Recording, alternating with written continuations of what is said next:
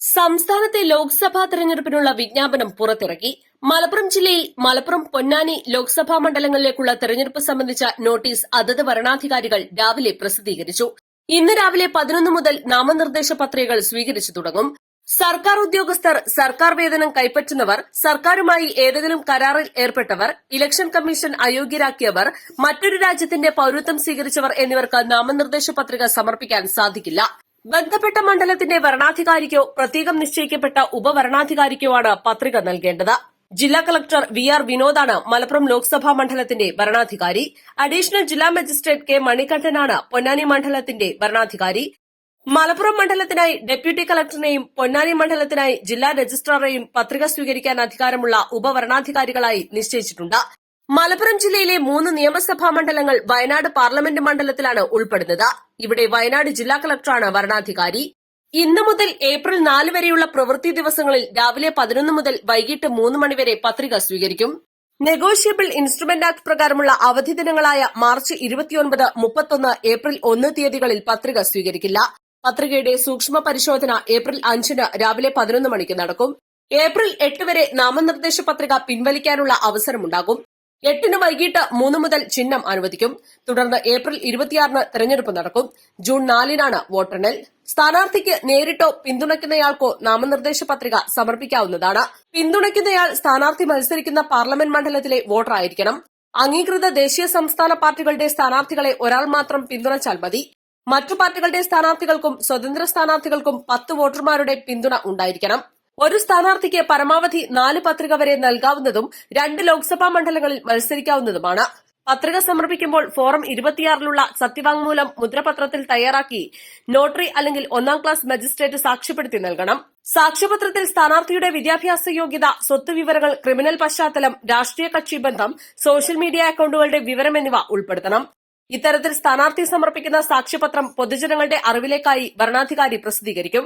പത്രിക സമർപ്പിക്കുമ്പോൾ 25,000 രൂപ ചലാനായോ പണമായോ കെട്ടിവെക്കണം. പട്ടികജാതി പട്ടികവർഗ വിഭാഗക്കാർക്ക് സർട്ടിഫിക്കറ്റ് ഹാജരാക്കുന്ന സാഹചര്യത്തിൽ 12,500 രൂപ കെട്ടിവെച്ചാൽ മതി. 5 പേർക്ക് മാത്രമാണ് പത്രിക സമർപ്പിക്കുന്ന സമയത്ത് വരണാധികാരിയുടെ മുറിയിലേക്ക് പ്രവേശിക്കാൻ അനുവാദം ലഭിക്കുക. വരണാധികാരിയുടെ ഓഫീസിന് 100 മീറ്റർ ചുറ്റളവിൽ 3 വാഹനങ്ങൾക്കാണ് പ്രവേശനത്തിന് അനുമതിയുള്ളത്.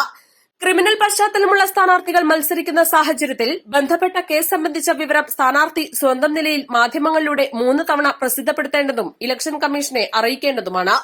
ഇതിനു പുറമെ ബന്ധപ്പെട്ട രാഷ്ട്രീയ പാർട്ടികളും തങ്ങളുടെ സ്ഥാനാർത്ഥികളുടെ ക്രിമിനൽ പശ്ചാത്തലം സംബന്ധിച്ച വിവരം മാധ്യമങ്ങൾ വഴി പ്രസിദ്ധപ്പെടുത്തണം. പത്രിക സമർപ്പിക്കുമ്പോൾ സ്ഥാനാർത്ഥികൾ നിശ്ചിത മാതൃകയിലുള്ള സത്യപ്രതിജ്ഞ വരണാധികാരി മുൻപാകെ എടുക്കണം. വരണാധികാരി മുമ്പാകെ ഹാജരാകാൻ സാധിക്കാത്ത പക്ഷം ബന്ധപ്പെട്ട അംഗീകൃത അധികാരികൾ മുമ്പാകെ സത്യപ്രതിജ്ഞ എടുക്കണം. സ്ഥാനാർത്ഥി മത്സരിക്കുന്ന മണ്ഡലത്തിലെ വോട്ടർ പട്ടികയിൽ പേരില്ലാത്ത വ്യക്തിയാണെങ്കിൽ ഏത് മണ്ഡലത്തിലെ വോട്ടർ പട്ടികയിലാണോ ഉള്ളത് ആയതിന്റെ പകർപ്പ് പത്രികയോടൊപ്പം സമർപ്പിക്കണം. അംഗീകൃത രാഷ്ട്രീയ പാർട്ടികളുടെ സ്ഥാനാർത്ഥികൾ ബന്ധപ്പെട്ട രാഷ്ട്രീയ പാർട്ടിയുടെ സംസ്ഥാന ദേശീയ സെക്രട്ടറി നൽകുന്ന ഫോറം എ, ഫോറം ബി എന്നിവ പത്രികയോടൊപ്പം സമർപ്പിക്കണം. പത്രികാ സമർപ്പണത്തിന് തലേ ദിവസം മുമ്പായി സ്ഥാനാർത്ഥി സ്വന്തം പേരിലോ സ്ഥാനാർത്ഥിയുടെയും ഏജന്റിന്റെയും കൂട്ടായ പേരിലോ ഒരു ബാങ്ക് അക്കൌണ്ട് ആരംഭിക്കണം. തുടർന്ന് തെരഞ്ഞെടുപ്പ് സംബന്ധിച്ച് വരുന്ന എല്ലാ പണമിടപാടുകൾക്കും ഈ അക്കൌണ്ടാണ് ഉപയോഗിക്കേണ്ടത്. ലോക്സഭാ തെരഞ്ഞെടുപ്പിൽ മത്സരിക്കുന്ന സ്ഥാനാർത്ഥിക്ക് പരമാവധി 95 ലക്ഷം രൂപയാണ് ചെലവഴിക്കാൻ സാധിക്കുക. ചെലവഴിക്കുന്ന തുകയ്ക്ക് കൃത്യമായ രസീതുകളും വൌച്ചറുകളും സൂക്ഷിക്കുകയും ഓരോ ദിവസത്തെയും കണക്കുകൾ ബന്ധപ്പെട്ട രജിസ്റ്ററിൽ രേഖപ്പെടുത്തുകയും ചെയ്യണം. കൂടാതെ വരണാധികാരി ആവശ്യപ്പെടുമ്പോൾ ഈ വിവരങ്ങൾ ഹാജരാക്കേണ്ടതുമാണ്. ഇത്തരത്തിൽ കണക്കുകൾ ബോധിപ്പിക്കാതിരിക്കുന്നവർക്കെതിരെ ജനപ്രാതിനിധ്യ നിയമം സെക്ഷൻ 10 പ്രകാരം നടപടി സ്വീകരിക്കും. പ്രചാരണവുമായി ബന്ധപ്പെട്ട് അച്ചടിക്കുന്ന പോസ്റ്ററുകൾ, ബാനറുകൾ, നോട്ടീസുകൾ എന്നിവയിൽ പ്രിന്റർ, പ്രസാധകർ എന്നിവരുടെ പേരുകൾ, കോപ്പികളുടെ എണ്ണം എന്നിവ രേഖപ്പെടുത്തണം. പ്രചാരണ വാഹനത്തിന് കൃത്യമായി പെർമിറ്റ് ഉണ്ടായിരിക്കുകയും പെർമിറ്റ് സംബന്ധിച്ച വിവരം വാഹനത്തിന്റെ ഗ്ലാസിൽ പതിക്കേണ്ടതുമാണ്. നാമനിർദ്ദേശ പത്രികയും സത്യവാങ്മൂലവും സമർപ്പിക്കുന്നതിനും പൊതുപരിപാടികൾ, റാലികൾ, മറ്റ് തിരഞ്ഞെടുപ്പ് പ്രവർത്തനങ്ങൾ എന്നിവയ്ക്കുള്ള അനുമതി തേടുന്നതിനുമായി കമ്മീഷന്റെ സുവിധ ആപ്ലിക്കേഷനോ suvidha.eca.gov.in എന്ന വെബ്സൈറ്റോ ഉപയോഗപ്പെടുത്താം. ആൻഡ്രോയിഡ്, iOS, വിൻഡോസ് എന്നിവയിൽ സുവിധ ആപ്പ് ലഭ്യമാണ്. സ്ഥാനാർത്ഥികൾ, രാഷ്ട്രീയ പാർട്ടി പ്രതിനിധികൾ, തെരഞ്ഞെടുപ്പ് ഏജന്റ് എന്നിവർക്ക് സുവിധയിലൂടെ അപേക്ഷ സമർപ്പിക്കാം. നാമനിർദ്ദേശ പത്രികയ്ക്കൊപ്പം കെട്ടിവെക്കേണ്ട തുക ഓൺലൈനായി അടയ്ക്കാനുള്ള സംവിധാനവുമുണ്ട്. തുടർന്ന് ലോഗിൻ ചെയ്ത് സ്ഥാനാർത്ഥികൾക്ക് അവരുടെ നാമനിർദ്ദേശത്തിന്റെ സ്ഥിതി പരിശോധിക്കാനും പ്രചരണത്തിനാവശ്യമായ അനുമതികളുടെ ലിസ്റ്റ് ഉൾപ്പെടെ കാണാനും കഴിയും. സ്ഥാനാർത്ഥിത്വത്തിനുള്ള അനുമതി ലഭിച്ച ശേഷം പകൽ 11നും 3 മണിക്കുമിടയിൽ സ്ഥാനാർത്ഥികൾ നേരിട്ട് ഹാജരായി ഓൺലൈനായി സമർപ്പിച്ച നാമനിർദ്ദേശ പത്രികയുടെ പ്രിന്റ് റിട്ടേണിംഗ് ഓഫീസർ മുൻപാകെ സമർപ്പിക്കണം. East live, Malappuram.